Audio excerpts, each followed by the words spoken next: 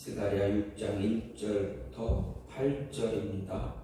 내가 또 눈을 들어본즉 내 병거가 두 산 사이에서 나오는데 그 산은 구리산이더라. 첫째 병거는 붉은 말들이, 둘째 병거는 검은 말들이, 셋째 병거는 흰 말들이, 넷째 병거는 어롱지고 건장한 말들이 메었는지라. 내가 네게 말하는 천사에게 물어 이르되 내 주여 이것들이 무엇이니까 하니 천사가 대답하여 이르되 이는 하늘의 내 바람인데 온 세상의 주 앞에 서 있다가 나가는 것이라 하더라. 검은 말은 북쪽 땅으로 나가고 흰 말은 그 뒤를 따르고 어룽진 말은 남쪽 땅으로 나가고 건장한 말은 나가서 땅에 두루 다니고자 하니 그가 이르되 너희는 여기서 나가서 땅에 두루 다니라 하며 곧 땅에 두루 다니더라. 그가 내게 외쳐 말하여 이르되 북쪽으로 나간 자들이 북쪽에서 내 영을 쉬게 하였느니라 하더라. 아멘. 오늘 말씀 스가랴 6장 1절부터 8절 말씀입니다. 오늘 말씀은 스가랴가 본 환상 8개의 환상 가운데 마지막 8번째인 환상, 즉 두 구리산 사이에서 나온 네 병거에 관한 환상입니다. 먼저 오늘 말씀을 간략하게 보게 되면 1절부터 3절은 환상 자체에 대한 기록으로 각각 붉은 말, 검은 말, 그리고 흰 말, 어룽진 말이 이끄는 네 병거가 구리산 사이에서 나왔다 이야기합니다. 그리고 4절과 5절은 네 병거의 정체에 대한 스가랴의 질문, 그리고 천사의 답변입니다. 천사는 네 병거에 대해서 온 세상의 주 앞에 서 있다가 나가는 하늘의 네 바람이라 했는데, 여기서 바람은 영으로 생각할 수 있습니다. 즉 네 바람은 결국 하나님의 명령을 수행하기 위해 온 세상을 향해서 나가는 네 천사를 이야기합니다. 또 6절, 7절 말씀은 네 병거의 말들이 천사의 명령을 듣고 각기 정해진 방향으로 나가서 땅에 두루 다닌 사실입니다. 끝으로 8절은 여호와 혹은 여호와의 사자가 스가랴를 향해 북쪽으로 나간 병거들의 활약으로 자신의 영이 쉼을 얻었다 밝히고 있습니다.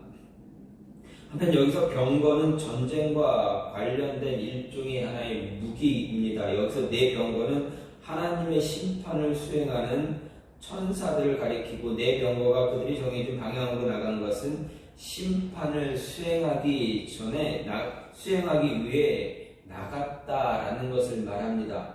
그리고 성경에서 북쪽은 하나님의 백성을 대적하는 세력이 있는 곳으로 주로 이야기하고 있기에 바로 이 북쪽은 그 대적이 머문 곳입니다. 따라서 하나님께서 북쪽으로 나간 병거들의 활약으로 자신의 영이 쉬게 되었다 말씀하신 것은 하나님의 백성들을 대적하는 자들에 대한 심판이 완료되었다라는 것을 이야기하고, 하나님의 백성을 대적하는 악한 세력에 대한 하나님의 심판이 반드시 시행될 것이다 라는 것을 이야기해 주고 있습니다.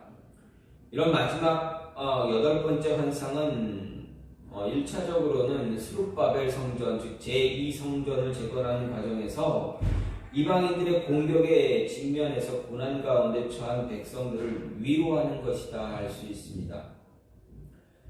이는 궁극적으로 오늘날 거룩한 성전으로 지어져 가며 온전한 구원의 자리인 새 예루살렘에 들어가길 소망하지만 대적 사단의 핍박과 공격을 끊임없이 접하는 성도들에게 큰 위로를 주는 것이다 이야기할 수가 있습니다.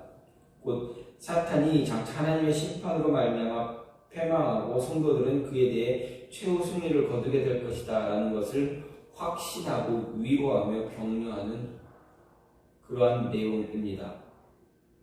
이런 내용, 이 말씀을 통해서 우리가 오늘 말씀을 보면서 생각할 수 있는 것은, 우리는 언제나 하나님의 말씀을 정확하게 알고 전하는 자 되어줘야 한다는 것입니다. 4절 말씀을 보면 내가 내게 말하는 천사에게 물어 이르되 내 주여 이것들이 무엇이니까 스가랴 선지자가 자신의 천사에게 묻습니다.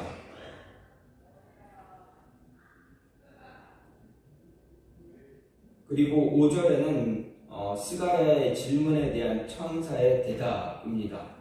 스가랴는 이전 환상과 마찬가지로 마지막 8번째 환상에 대해서도 의미가 무엇인가 정확하게 알 수가 없었습니다. 그래서 자신에게 해석을 해주던, 자신에게 그 환상을 해석해주던 천사에게 네 종류의 병거들이 도대체 무엇인가 다시 물어봅니다. 여기서 우리는 하나님의 계시의 의미를 정확하게 파악해서 백성들에게 바르게 전달해 주려고 하는 선지자의 그런 진지한 태도를 생각할 수가 있습니다.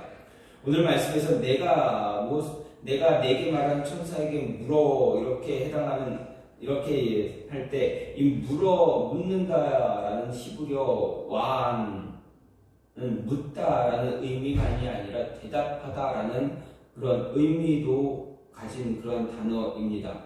즉 상대방과 대화를 나누는 과정에서 상대의 말을 주의 깊게 듣고 대화에 응하는 것을 나타내는 표현입니다.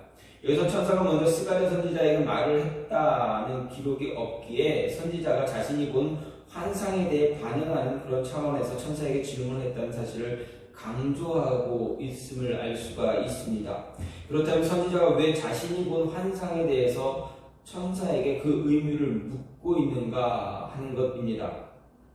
분명 천사가 이미 미리 그 환상에 대해서 이야기해 줄 수도 있었겠지만 스가랴 선지자는 자신이 본 환상에 대해서 이것이 무엇입니까? 라고 먼저 묻고 있다라는 것입니다.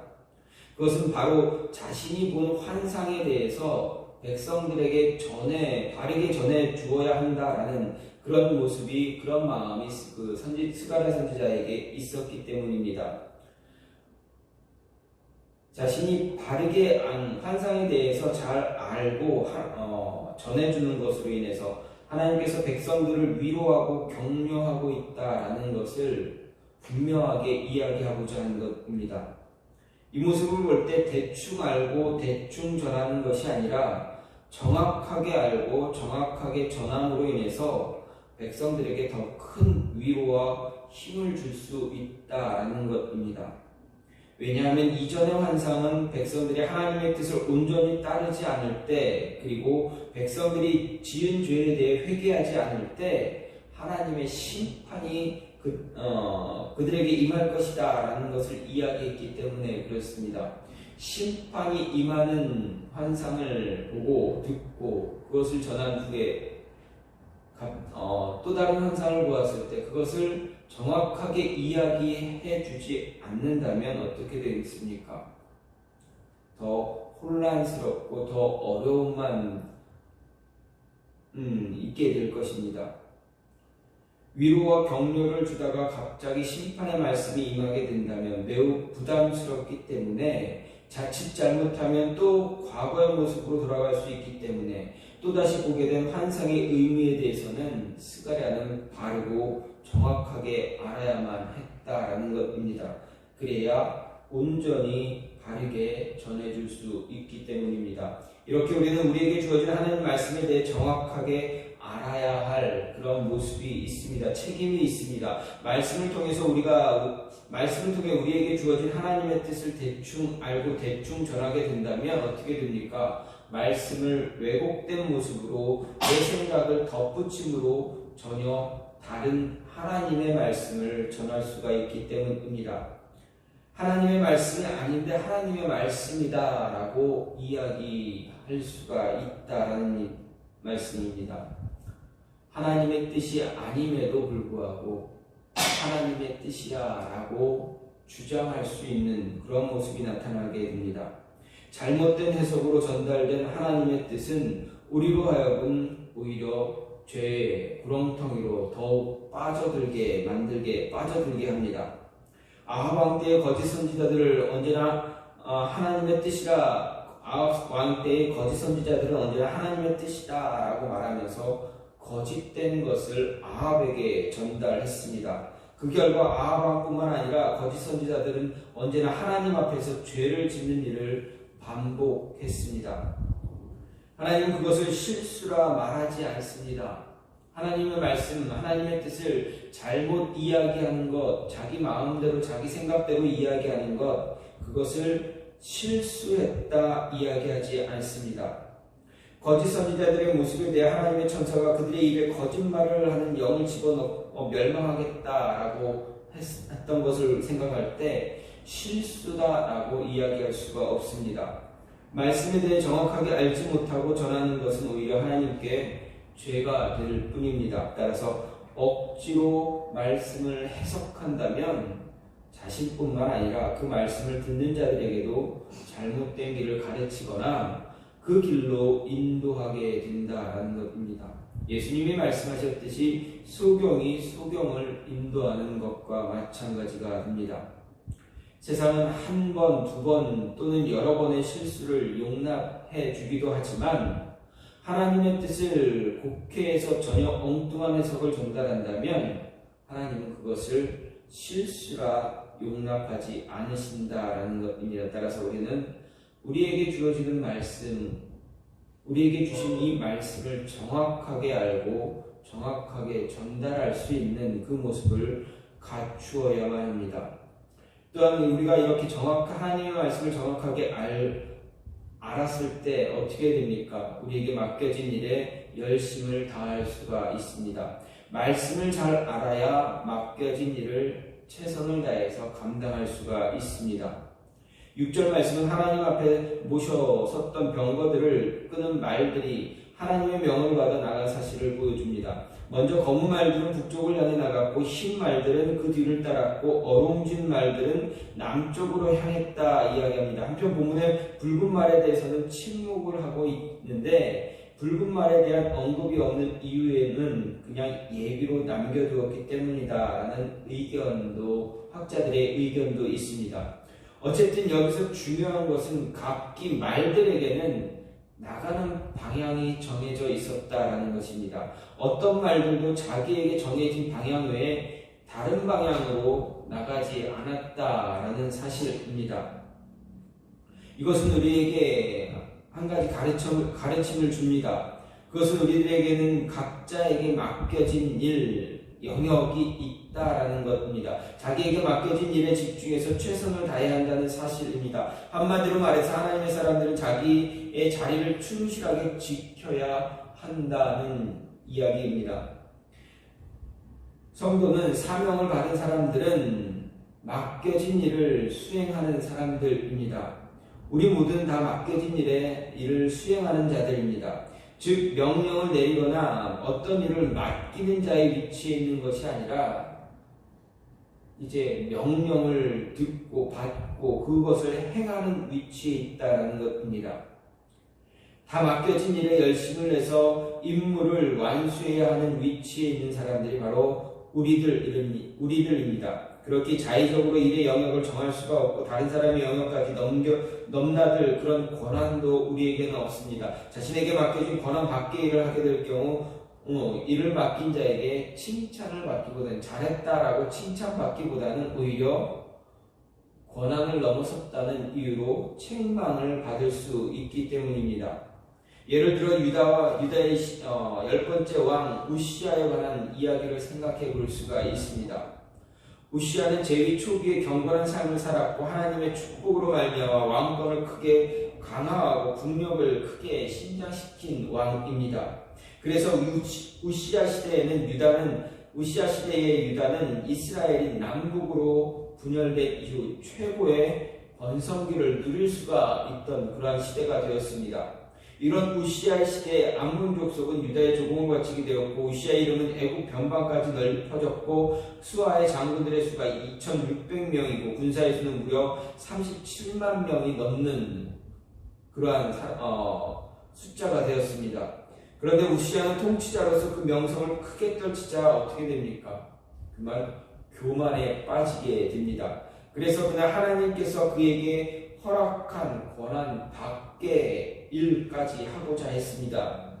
그것은 바로 성소에 들어가 제사장에게만 허락된 분향을 우시아가 스스로 하려고 했던 것입니다. 그 결과 그는 하나님의 저주를 받고 죽는 날까지 문둥병을 앓아야만 했습니다. 이와 유사하게 출애굽 시대의 고라 일당이 아론 자손에게 허락된 제사장 직분을 탐했다가 어떻게 됩니까? 하나님의 심판받아 멸망당하기도 했습니다. 또한 이스라엘의 초대왕 사울도 마찬가지입니다. 자신에게 주어진 임무 밖의 일을 행하다가 하나님의 진노를 사게 되었습니다. 그래서 왕위가 다른 사람에게 넘어가는 일도 일어났습니다. 사울왕은 블레셋과의 전투에 앞서 기다리던 사무엘 선지자가 약속한 기간에 길갈로 오지 않자 어떻게 됩니까? 두려움에 빠졌습니다. 이 두려움 때문에 백성들은 어떻습니까? 흩어지게 되었고 도망치기도 했습니다. 전쟁에 나온 백성들이 두려움 때문에 도망가는 그 모습을 사울 왕은 눈으로 보고 있었다라는 것입니다. 그때 사울 왕은 어떻게 합니까? 사무엘 선지자가 늦게 온다는 이유 때문에 하지 말아야 할 행동을 했습니다. 바로 번제를 드리는 어리석은 행동을 하고 말았습니다. 그 번제를 드리기를 마치자 어떻게 합니까? 사무엘 선지자가 도착합니다. 그리고 사울 왕의 행동을 책망합니다. 하나님의 명령을 지키지 않은 사울을 향해 사무엘이 무엇라 이야기합니까? 왕이 하나님 여호와께서 왕에게 내리신 명령을 지키지 아니하였도다. 이렇게 이야기합니다. 명령을 지켰더라면 여호와께서 하나님께서 이스라엘 위에 왕의 나라를 영원히 세웠을 것이다 말합니다. 무슨 말입니까? 하지 말아야 할 일, 권한 밖의 일을 함으로 인해서 하나님의 진노가 일어났다는 것입니다. 이런 사건들을 통해서 확인할 수 있는 것처럼 우리는 우리 자신에게 맡겨진 영역을 넘어서는 그런 어리석은 행동을 하지 말아야 합니다. 하지 말아야 할 행동을 할 때 그것은 하나님 앞에서 중대한 죄를 짓게 된다라는 것 잊지 말고 기억해야 합니다. 그것은 옳다 그르다로 갈물이 되는 것이 아니라 하나님의 저주와 심판을 부르는 일이 되어집니다. 따라서 우리는 하나님께서 맡겨주신 영역 외에 다른 영역을 넘보거나 침범하지 말아야 한다는 이야기입니다. 하나님께서 우리 각자에게 맡기신 일에 대해 충실해야지 다른 책임에 눈을 돌리거나 지나친 관심을 갖는 것 결코 옳은 모습이 아닙니다. 그래서 각자가 자기의 일에 충실함으로 서로 협력할 수 있어야 합니다. 그래서 사도 바울은 고린도전서 12장에서 이렇게 이야기합니다. 내게 주신 은혜로 말미암아 너희 각 사람에게 말하노니 마땅히 생각할 그 이상의 생각을 품지 말고 오직 하나님께서 각 사람에게 나누어 주신 믿음의 분량대로 지혜롭게 생각하라. 우리가 한 몸에 많은 지체를 가졌으나 모든 지체가 같은 기능을 가진 것이 아니다라고 분명하게 말했습니다. 우리는 이 말씀을 잊지 말고 우리에게 주어진 일, 나에게 주어진 일, 나에게 맡겨진 책임 그 이상의 것을 넘보거나 탐해서는 안 된다라는 것 잊지 말아야 합니다. 마지막으로 이렇게 우리에게 맡겨진 이 일을 잘 감당함으로 인해서 어떻게 해야 됩니까? 하나님의 마음을 시원하게 할 수 있어야 합니다. 8절 말씀을 보면 북쪽으로 나간 자들이 자기에게 주어진 임무를 충성스럽게 수행한 결과가 무엇인가 이야기하고 있습니다. 즉 8절을 보면 그가 내게 외쳐 말하여 이르되 북쪽으로 나간 자들이 북쪽에서 내 영을 쉬게 하였다라고 8절은 이야기합니다. 그런데 이 8절 말씀을 개역 한글 성경을 보게 되면 내 영을 쉬게 하였다라는 구절을 내 마음을 시원하게 하였다 이렇게 번역을 했습니다. 이렇게 번역할 경우 8절은 북쪽으로 나가서 하나님의 명령을 수행한 자들이 자기들에게 부여된 임무를 충실하게 수행함으로 인해서 하나님 마음을 시원하게 했다라는 의미가 됩니다. 하나님은 자기들에게 부여된 임무를 충실하게 수행한 북쪽으로 나간 자들로 말미암아 마음이 시원하게 됐습니다. 그래서 그들을 칭찬하지 않을 수가 없었습니다. 그래서 하나님은 여기서 이처럼 그들로 인해 자신의 마음이 시원하게 되었다 크게 외치기까지 하신 것입니다. 이런 말씀은 하나님의 사역자들 우리들에게 하나님의 사람들이 자기들에게 부여된 임무를 충실하게 수행함으로 하나님의 마음을 시원하게 하며 큰 영광을 얻게 된다라는 사실을 이야기합니다. 그렇습니다. 하나님의 마음을 시원하게 하는 자들, 그들은 영광을 얻게 됩니다. 하나님은 자신의 마음을 시원하게 하는 자를 귀하게 여기고 영광스럽게 해주시는 분입니다. 이는 물론 사람들도 마찬가지입니다. 사람도 자기의 마음을 시원하게 하는 사람을 귀하게 여깁니다. 만일 어떤 공동체나 단체에서 사람이 자기를 도와주는 사람 가운데서 자기 뜻을 따르고 그 마음을 시원하게 한다면 그 사람은 자신을 돕는 사람을 귀하게 여기고 높이고 영광스럽게 하고 싶어 할 것입니다. 이는 하나의 공동체뿐만이 아닙니다. 기업을 운영하는 사람도 마찬가지입니다. 기업을 하는 사람은 임원이나 사원 중에 자기 임무에 충성을 다하여 하는 일마다 성공적으로 일을 완수할 때 그를 귀하게 생각합니다. 그를 높이려고 하는 그런 마음이 있습니다. 이와 관련해 솔로몬은 충성된 사자는 그를 보낸 이에게 마치 추수하는 날의 얼음 냉수 같아서 능히 그 주인의 마음을 시원하게 하느니라 이렇게 이야기했습니다. 요즘에는 사람이 직접 추수하는 장면을 쉽게 볼 수는 없지만 과거에는 사람이 사람의 손으로 일일이 다 추수했습니다. 5월과 6월에는 보리를 추수하고 9월 말에서 10월 초에는 벼를 추수합니다.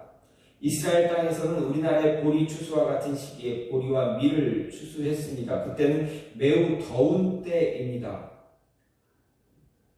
우리나라의 기후보다 매우 그 이상 몇 배는 더 더운 그러한 시기입니다.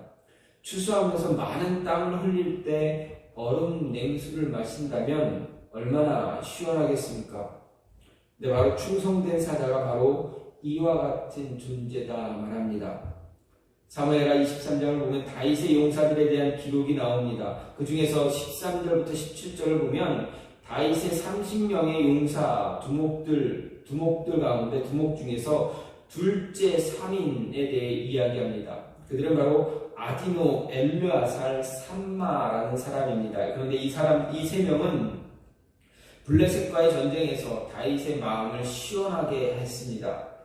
어떤 일로 시원했는가 보게 되면 당시 블레셋 군대는 베들레헴을 점령한 상태였고 다윗은 베들레헴의 성문 곁 우물물을 마시고 싶다라고 뜬금없이 부하들 앞에서 이야기합니다.